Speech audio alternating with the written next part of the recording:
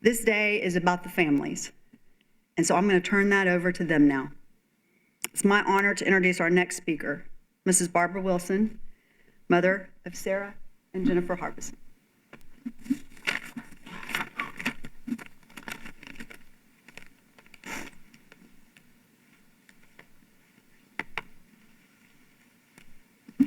I'm really excited about being here. It's been a crazy couple of days, and I just really came here to say I'm full of gratitude. It has been so long, and all we ever wanted for this case was the truth. We never wanted anyone to go to jail or be charged with anything that they did not do. Vengeance was never it. It was always the truth. And I'm here to really talk about the police department and how involved and supportive they have been from the very beginning. We have Mike Huckabee, and please keep him in your prayers. His health is bad. So, and him and John Jones, they were the first people that we fell in love with on the force because they told us about what had happened. And starting with those guys 34 years ago, they were been in our lives and our families all of this time.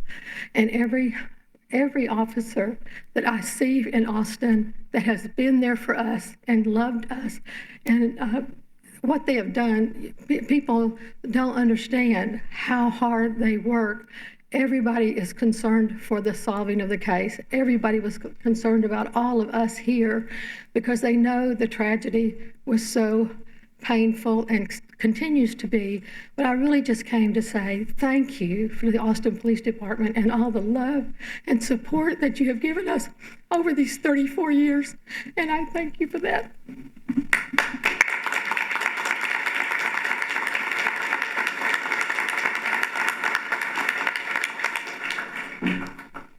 And next up, we will have Sonora Thomas, sister to Eliza Thomas.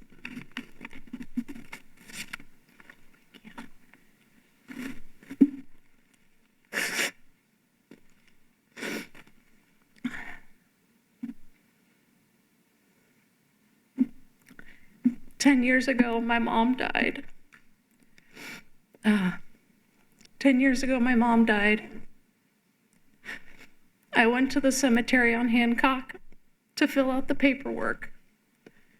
And the clerk behind the desk, when she looked up the location of my mom's plot, paused. And then she said, "I've lived in Austin for so long. Please know that your family has always been in my prayers." I hadn't lived in Austin for 20 years at that point, but it was such a comfort to hear this woman's words without even saying anything to her about who I was. The outpouring of love from strangers because of these tragic circumstances has taught me about the nature of humanity. Living through something like this, you would think that I'd feel worse about humanity, but instead I feel better. When I think about those early days, I think about Nell Myers, Bernalee Carr, from People Against Violent Crimes, coming to our house, taking us out to lunch. They even took me, a 13-year-old girl, clothes shopping. Don and Susan Cox from the Christie Center let my mom sleep on the couch when she was too scared to go home.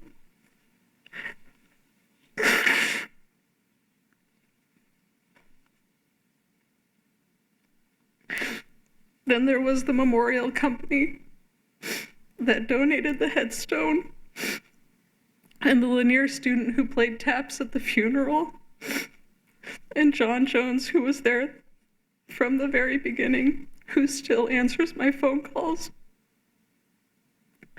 The million kindnesses that have been extended to me and my family have gotten us to this moment. Some of us. I think of my mom today, and I wish she were here. our reality doesn't change after today. Our families are still too small, still missing an essential ingredient, and we are lesser for it. We have been robbed of a life with nieces and nephews and grandchildren, and with sisters to grow old with. This sort of mindless violence continues to steal from all of us. I don't yet know how this information is going to change my life, but what I learned about myself in the past 2 days is that my brain was split in two. One part of my brain has been screaming, "What happened to my sister?" And the other part kept repeating, "I will never know. I will die not knowing, and I have to be okay with that." On Saturday, those two parts of my brain started melting into each other. I realized how much energy I had used to keep them separate and to convince myself that I was okay not knowing.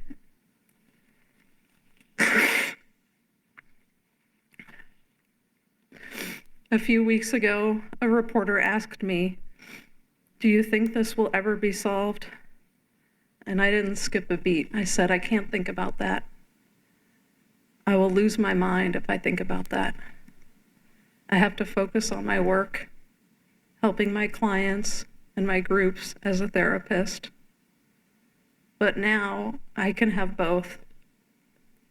I know now what happened, and that does ease my suffering. And I can continue to pass on all the kindnesses that have been shown to me over the decades and hope that I can ease the suffering of others." Thank you so much.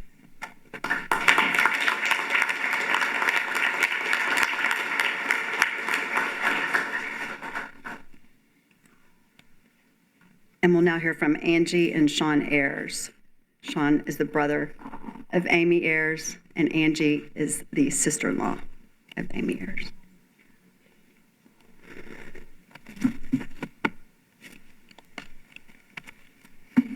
I'm old school.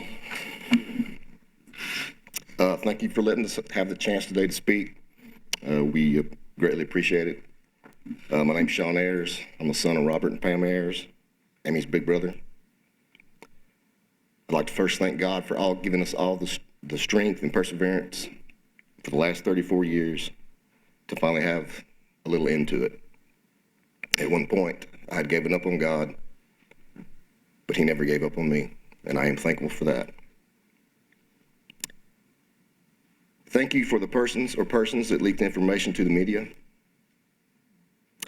Thank you for the bombardment of texts and calls we got minutes after we found out from a face-to-face meeting with APD. Thanks for being responsible for some of the parents being called by media before they got the chance to have their face-to-face with APD. Thank you for forcing this press conference to be moved up, so we all had to rush to put our thoughts and words into a moment we've been waiting 34 years for.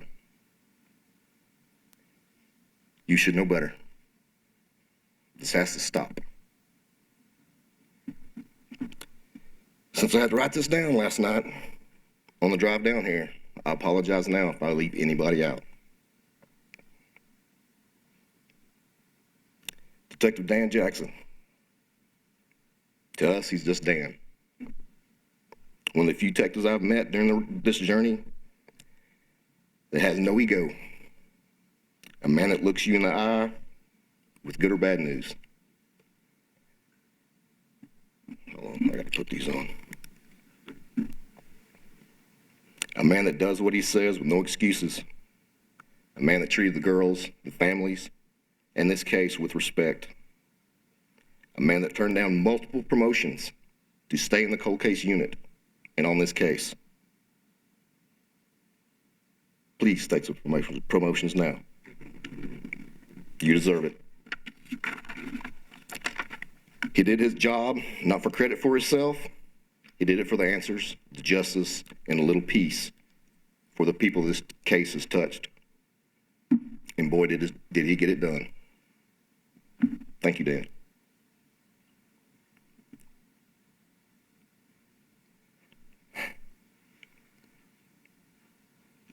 Mindy Montfort, last of the Mohicans. Mindy has been there since the beginning. And yes, she told us face to face that she would never stop fighting and never stop helping us. Not surprising, she kept her word.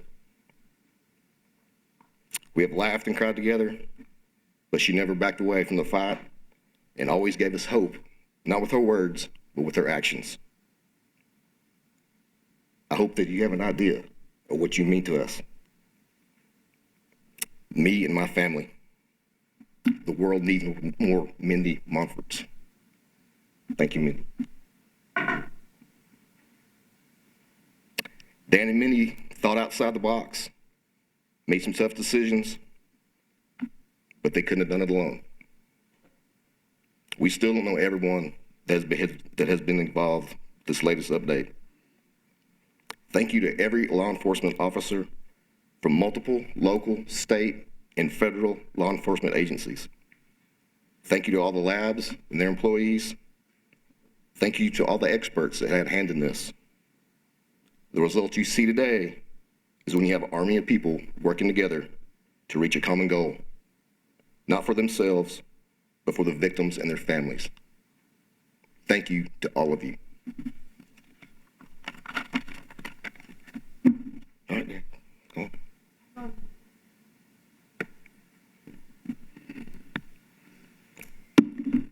And the last one, the spark that lit the fuse, the love of my life, the mother of my children, and a badass of a human being, Angie Ayers.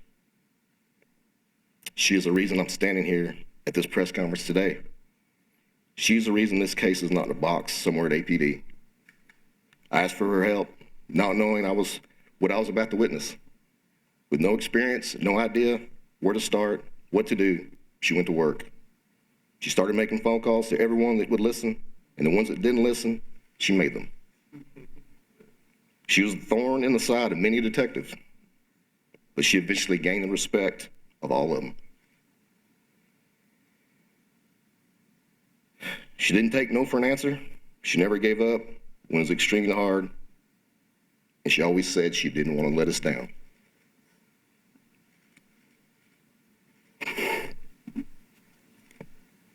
You never let us down.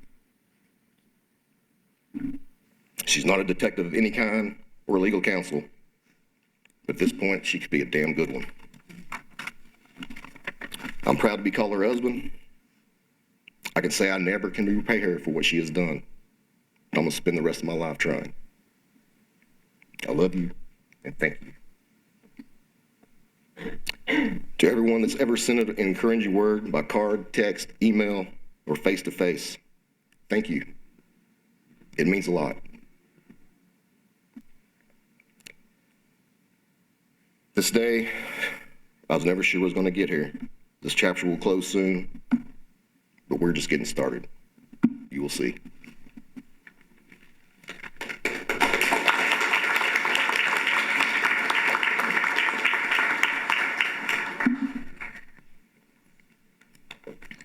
Sorry.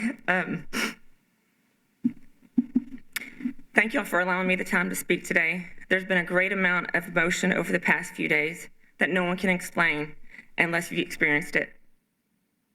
And to those that leaked it before all the family members were notified, shame on you. This has never been a story to us, these families. It's always been our lives, and we were forced to share it with the world. And the one day that we were trying to cope with it and take a breath, you took that from us. I hope that you never have to endure the pain that caused. With that said, I've already been introduced, so I'm sorry. I'm Angie Ayers, wife of Amy, who's brother to Shawn. I'm sorry, wife of Shawn, brother to Amy. My journey started 2 days after this murder. I was actually friends with one of the Harbison's cousins. I did not know from that day forward I would be connected with this case for the rest of my life. When Shawn asked me to fight for justice, I said, "How far do you want me to push?" And he said, "As far as you can." That lit a fire in me that I had never experienced in my life. I have been here longer than most investigators involved. I've been here longer than the district attorneys, the prosecutors, and chief of police. I have been told no, to stand down, told to wait, be careful for what you ask for, and I'll let you know when it's deemed appropriate. But I've also got yeses. And those yeses helped start a cold case unit at the Attorney General's office. It also has helped make a federal bill for the families and victims. And I say this to all the other family victims out there: keep going. You will get knocked down, but get back up with a vengeance. Do not take no when your gut is telling you to push. Do not give up. Fight for what is right, and most importantly, don't let them put your case back in a box. To the Austin community, the APD Cold Case Unit, and the hundreds of friends and families here, online, and watching, thank you for not forgetting the girls. Your cards and your messages have never gone unread, and they are a comfort to have. To all the people that have reached out, to those that have stood by us to give us advice and a shoulder to lean on when we needed it, thank you. To the families of the cold case throughout the country, I hope you can find the right people who are willing to put their heart and soul in your case and willing to fight for you and with you. I hope that you can build a team of law enforcement, geneticists, genealogists, private investigators, forensic experts, DNA experts, whoever and whatever it takes to find the proof that you need in order to solve your case, as we did for the girls. There have been so many detectives that have come and gone over the years, but I guess now Danny will be our favorite. He came in eager to work for the girls and work with the team.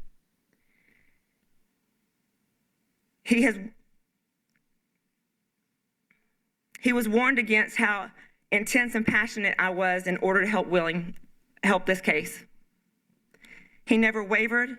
He was willing to put all of his ego aside and do what was right for the girls.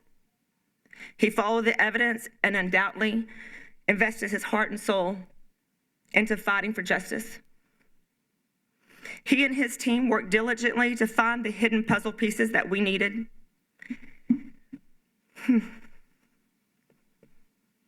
Dan, what you have done for Sarah, Jennifer, Eliza, and Amy, there is absolutely no way that we can find the words. There is not a proper way to show our gratitude. All I can say right now is thank you. The other person in this room, I'm going to make this. She has been by our side the majority of the time. She has set the bar for cold case units and missing persons units in Texas, and together we will be forming a foundation to further advance law enforcement agencies and cold cases around the country. Mindy Montford, thank you. From our first meeting, she said she would never give up and would fight with us and would be there until she could deliver the news that the girls and the families deserved, and she did it. She has withstood the ups and the downs, the twists and turns, and the exhausted amount of text, emails, phone calls that I have sent throughout the years. Thank you for being a woman of your word. There is nothing that we can do to repay you for what you and all of the team has done for us. This has given so much hope to other families across the country. I hope that you hear me. To law enforcement far and near, please hear this. Open the cold case boxes, please. Put the evidence in the databases. Run the rape kits. Do not wait. Do it today. You could help ease someone's pain today. With the technology, we should be solving more cases. Let's quit letting murderers and habitual criminals out of prison. The justice system has failed the girls numerous times over the decades. This system has got to change. We have got to do better for the victims. I would like to ask President Trump for a conversation to help fix this broken system. I believe that you have the ability to help change it.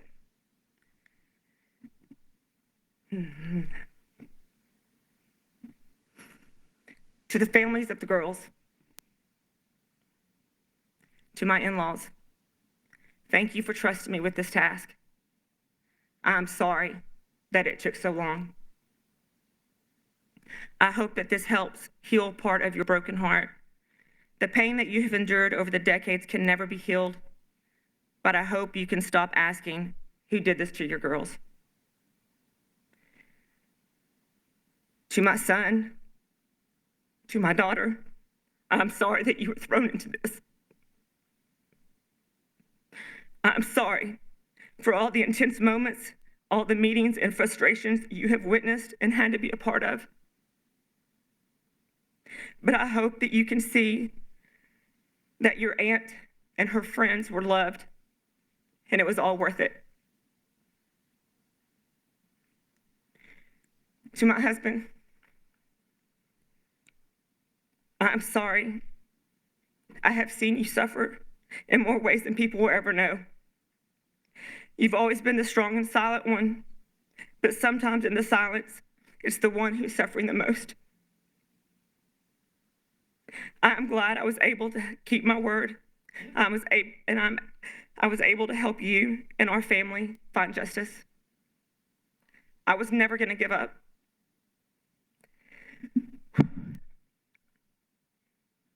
And lastly, to my sister-in-law, Angie Ayers, I'm so honored to have fought next to you. But you can rest easy now, sister. I've got it from here. I will continue your fight to help other victims. Thank you.